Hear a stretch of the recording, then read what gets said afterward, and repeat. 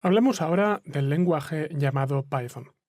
Es un lenguaje muy limpio en cuanto a su escritura y tiene una librería muy grande de objetos. De hecho, esta es una de las principales ventajas de este lenguaje.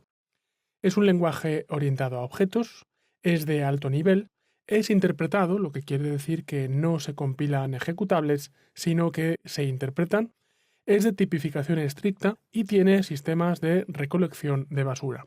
Dado que es muy sencillo escribir programas en Python, se recomienda para usuarios principiantes o usuarios de un nivel intermedio.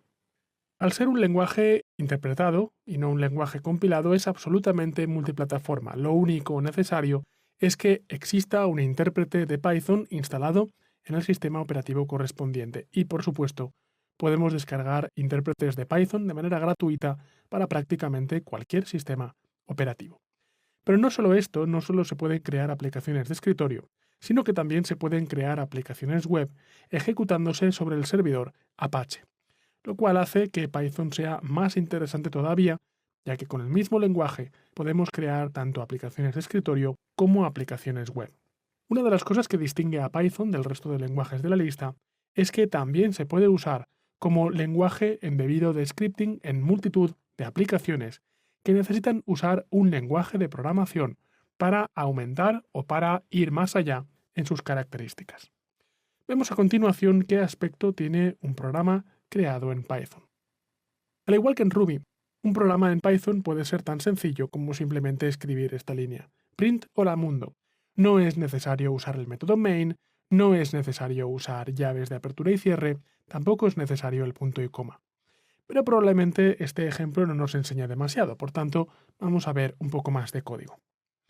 Este es un programa un poco más complejo que el anterior. Vemos que en Python existen comentarios, al igual que en Ruby los comentarios se ponen usando la almohadilla.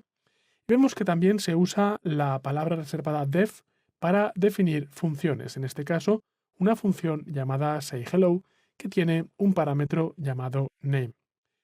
Lo más importante en este caso, lo que diferencia a Python del resto de lenguajes y lo que probablemente nos va a llamar la atención si estamos leyendo este programa, es que no hay llaves de apertura y cierre, pero sin embargo tampoco existe la palabra end. Así que si hemos iniciado una función en la línea que empieza con def, la pregunta es ¿dónde acaba la función? Bueno, pues la función simplemente va a acabar donde acabe la sangría. Quiere decir esto que todo el código que está dentro de la función se define porque tiene una sangría con respecto al nivel inicial de sangrado del programa. Así que, a diferencia del resto de lenguajes, donde hemos usado las sangrías con motivo estético, en Python las sangrías no son únicamente estéticas, sino que son funcionales. Por tanto, simplemente, en el momento en el que haya una línea que ya no esté sangrada, en esa línea es donde acaba la función. Por último, tenemos la llamada a la función, en la que se le pasa el parámetro, en este caso Simon, a la función que estamos creando arriba. ¿Por dónde empezar si queremos aprender a programar con Python?